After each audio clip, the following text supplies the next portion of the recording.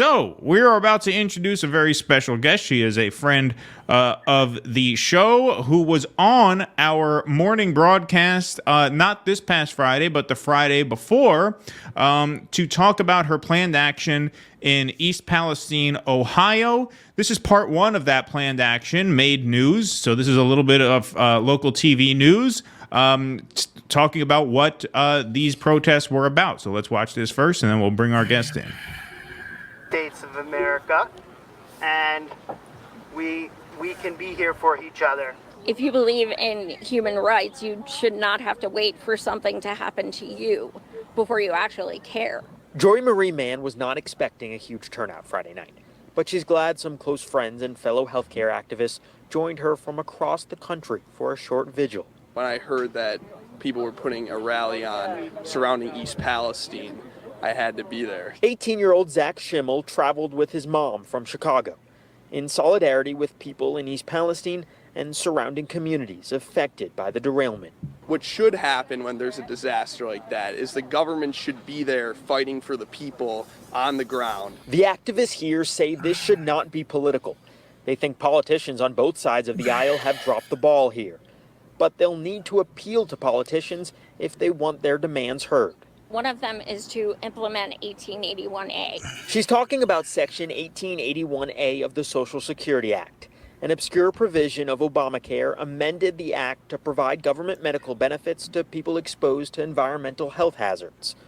On Wednesday, East Palestine resident Jess Connard pointed to the case of Libby, Montana, where people got free health care after they were exposed to asbestos. What would be really nice that I would like to see is a plan put in place, a robust medical health screening plan for anybody that wants it, that feels like they've been exposed. Earlier today, Marie Mann and other activists were in Darlington, Pennsylvania, bringing water and other supplies to people affected by that derailment in February. And again, tomorrow they'll be in Lisbon, Ohio for that Medicare for All rally. We're live in Shenley Park tonight. Mike Valenti, Pittsburgh's Action News 4. All right, so that was part one of the action. There was part two of the action, and we decided we would, of course, have back on the show to discuss the action Savage Joy Marie Mann herself. Thanks so much for coming back. Good to talk to you again. Thank you so much for asking me back, even before it happened. You guys had me on, and we took a chance. I had a good feeling. It's part of our satanic powers. We know these things are going to happen well ahead of time. Coming over me. Yeah, we knew it would do well. We don't worry. We do the goat sacrifice, so you don't have to. Oh, okay. I like goats though, baby goats that hop. Well, interesting. You're going to have to get over that if you want to join. Okay. I'll relent. So, Joy, you had a two-part rally. You had the vigil on Friday, and then you had the rally on Saturday. I saw you post a little bit about it today. Here you guys are in the town square, holding up your signs. So you could take this in order. What was the Friday vigil about? We got a taste of that on the news report, which, by the way, congratulations on making TV news. That's not easy to do. I know. 3 times. Yeah, no, I mean, that's great. I've been involved with protests that have been big, some that have been not as big, but it is very, very hard, even when you have a big crowd, to get the TV cameras there. And so the fact that you guys did that, not once, twice, but 3 times, that's saying something in and of itself. So go ahead, take the floor, talk about Friday night, talk about Saturday, whatever you want, in whatever order. So I've actually been in Pittsburgh here, staying with friends for 6 days because all of the buying items and organizing and everything, it's been a 3-month process, but now is so Friday initially, my comrade and I went to Sam's Club. We bought pallets of water, groceries, all kinds of items, brought them to Darlington, Pennsylvania, where it's only 7 miles from East Palestine. And they've also been very affected. However, they, not that people are talking about East Palestine, but they're never talked about because they're not even in Ohio. And, we wanted to do something for them as well. So we did a huge mutual aid drop. And as we pulled up, they were actually handing out the last 2 cases of water. So it was like, holy, it was like goosebumps, like, oh my God, like we are here with water just as they're running out. And, so that it was just amazing to meet some of the people I've interviewed and, really talk to people like organically. And I knew that yesterday was going to be incredible because of how Friday was. So then after that, we went back to the store, got like tons more pounds of water, groceries, clothes, toys, everything. And then we went to the vigil. And at the vigil, I came up with it kind of last minute, like maybe a week prior or something. And excuse me, this has been side effects. No, I was going to ask you about that, actually. Because I know you sent out a tweet about that you haven't been feeling good since you got back. No, we're and it's not just me. It's a couple of my co-organizers. We've had cough, sore throat. My calves started tingling. I have been nauseous. It's bad. Excuse me. Wow. I've never had anything like this unless you get a cold, But we were supposedly out of the toxic. Yeah, the black cloud range, right? Right. But it's like, it's a good example to, show people that it's not like there's barriers, where it's not like, oh, well, that's not the same zip code, so this is just gonna stop. But yeah, we did the vigil. I wasn't expecting a lot of people, because I didn't really promote it much. It was more, for us to get together. There were 6 of us organizers there, and myself from Harrisburg, and my co-host Andrew flew in from Boston. Zach flew in from Chicago. Lauren flew in from Missouri. So it was like everyone came in from like on their own dime, for just to join this. So I wanted to do something when they came in so we could also like reunite and do something special. So, we got this banner. I think I can curse on here, right? I did last time. Indeed, yes.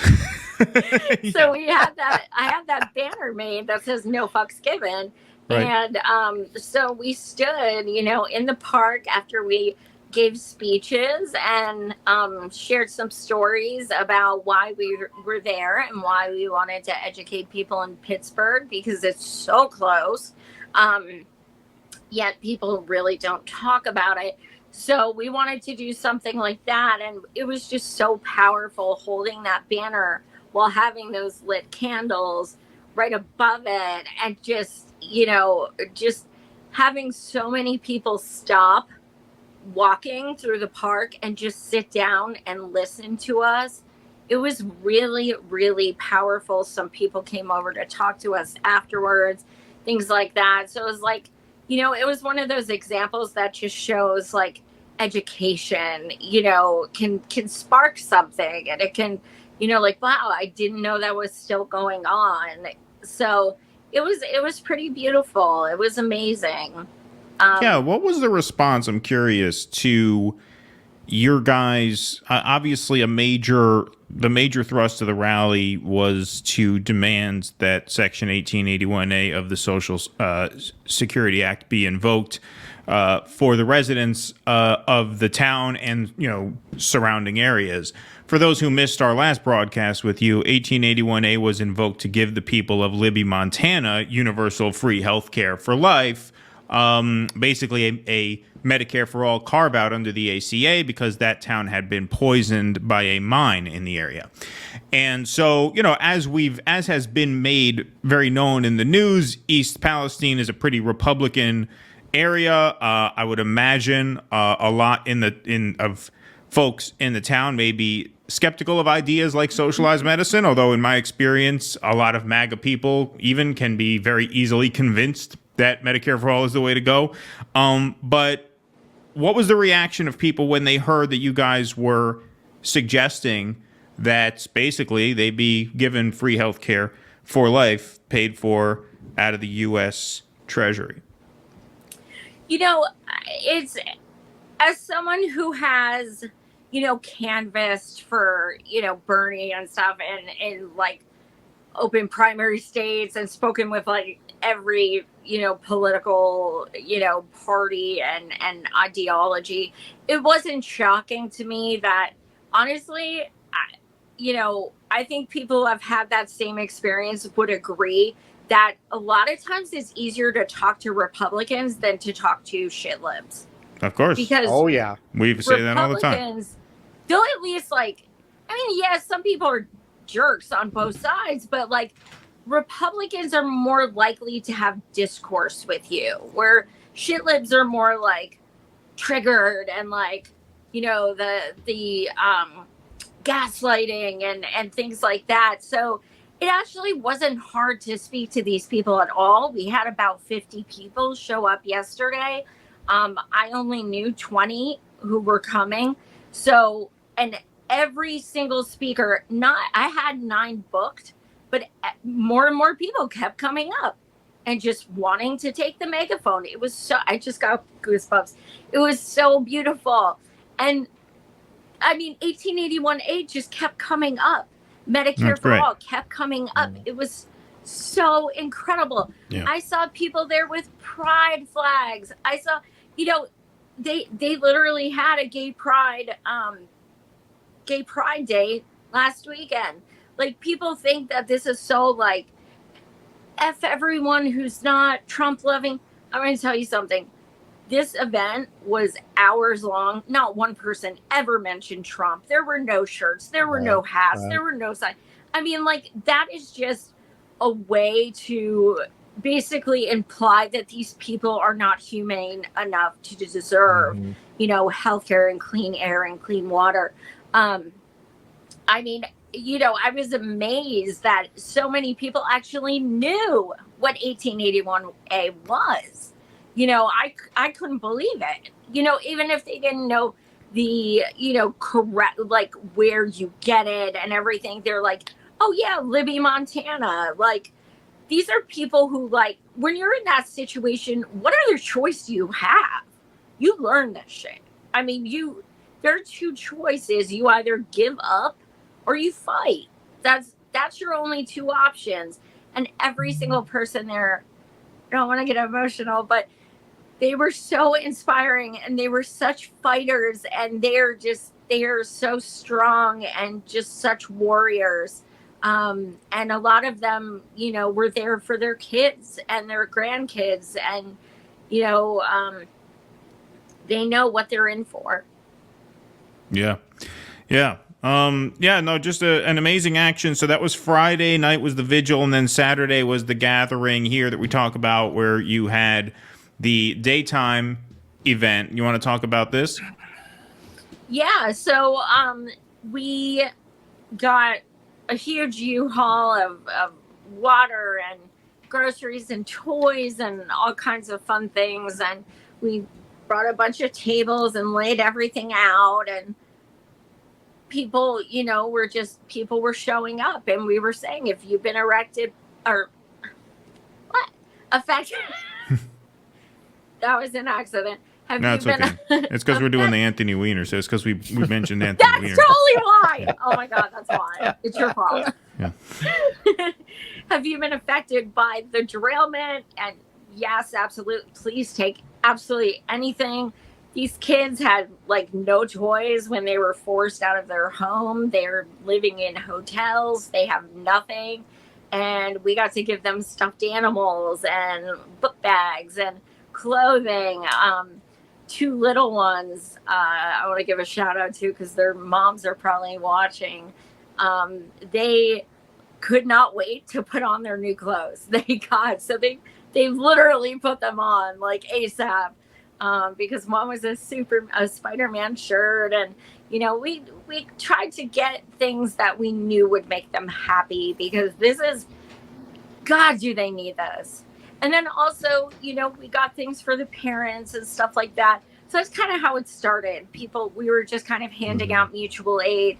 And then we started with the speakers and listening to their stories. And even though I'd interviewed many of them, I still learned so much. Yesterday, it was kind of an ununiform as to other events I've done. I usually have like, you can speak 5 to 7 minutes, like that thing. And I was just like, no sound system, no stage, no structure. I just want, these people never get to speak their minds. They never get to share their story.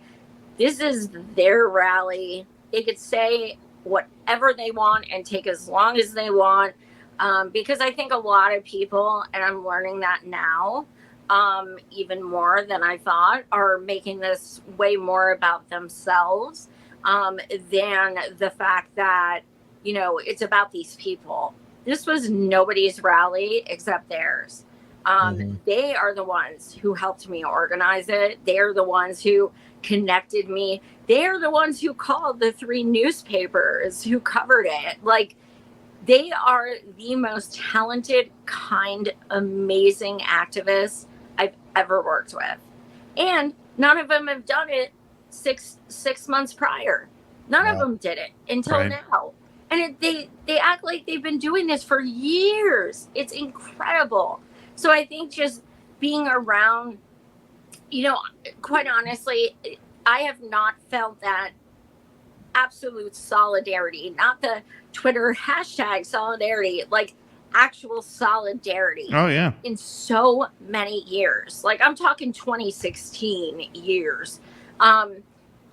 It was so powerful. Like, people you don't even know just coming up, hugs, kisses, like, thank you.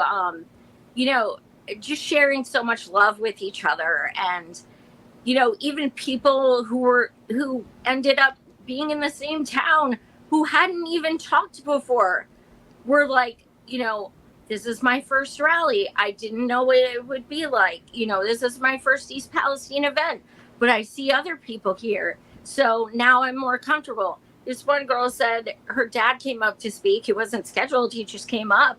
And she said he's never spoken publicly, ever. I'm shocked he got up there.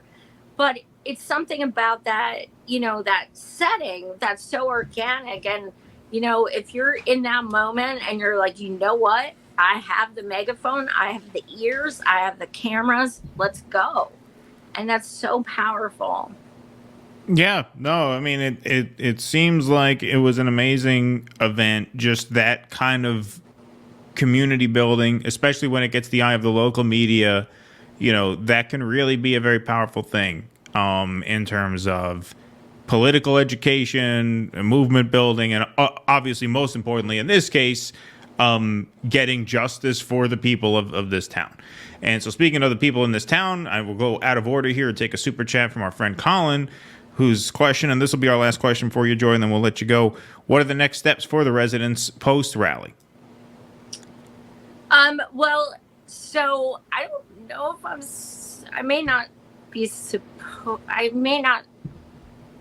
I don't know if I'm supposed to say this, but I'm going to say it because I'm not 100% sure. But the Unity Council of East Palestine, who many of the speakers were, and they endorsed the movement and have asked me to continue organize with them. They are going to D.C. in a few days for several days. They're going to be meeting with a congressperson and meeting with, people to try and push 1881A. They have had a few senators that have signed on, per se. So they're going to do that. They're also going to be doing other things in DC. So that's coming up in a few days. That's going to be the 6-month anniversary of all of this. So they wanted to do something big. So that's what they're doing next. But you can listen to the speeches. I think it was very apparent that regardless of if you're into electoral politics or you're registered this way or that way, I think it was a genuine theme that all of us were like, this is in the streets now. This is not, you know, the ballot box. Like these people are being left to die, and there are people already elected. They don't care.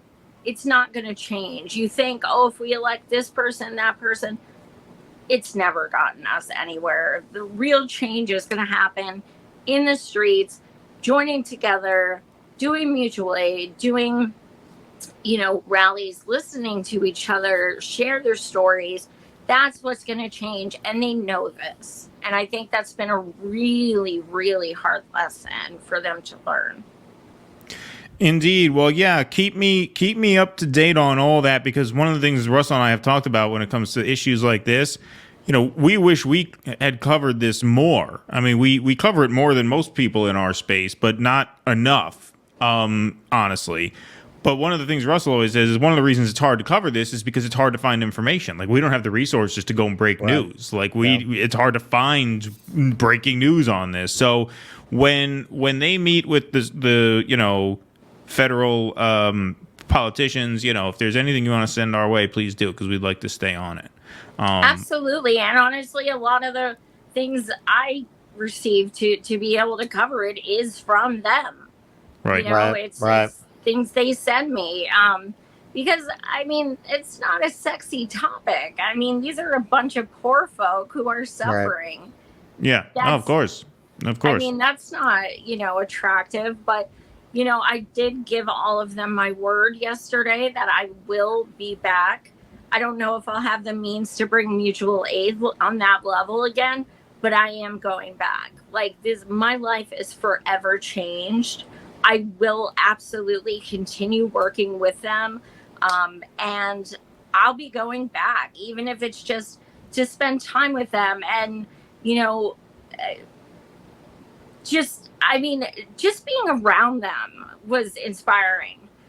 So anything I can do to help, I want to continue to be there for them, because this was, as much as yesterday really was one of the best days of my life. It really was. You tweeted that out. It's just like, it's so powerful. And I don't believe in like return, visits to paradise. Like, I don't expect it like that.